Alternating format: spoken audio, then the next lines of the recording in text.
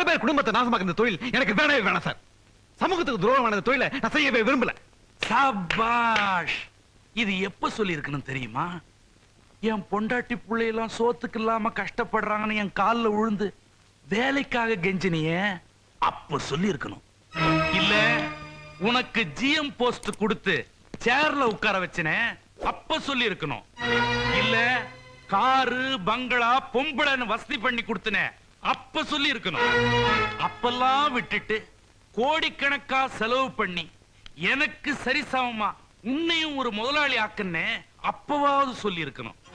அப்பெல்லாம் விட்டுட்டு இப்ப வந்து சொல்றியே, இது நியாயமா? நான் செய்யற சமுதாய துரோகத்தை விட நீ செய்யறது சமுத்திர துரோகம் இல்ல. சார் நீங்க எனக்கு உதவி செஞ்சீங்க, இல்லன்னு சொல்லல. அதுக்காக என் மனசுக்கு பிடிக்காத தொழிலை என்னால செய்ய முடியாது சார். இந்தாங்க சார், நீங்க எனக்கு கொடுத்த காரு பங்களா சொத்து எல்லாமே நீங்களே வச்சுங்க. தயவு செஞ்சு என்ன விட்டுருங்க சார். என்ன தம்பி திடீர்னு இப்படி ஒரு முடிவு எடுத்துட்ட? சார் இது வாழ்க்கை பிரச்சனை. இந்த வேலையை நான் செய்யணுமா வேணாமான்னு நான் தான் முடிவு எடுக்கணும்.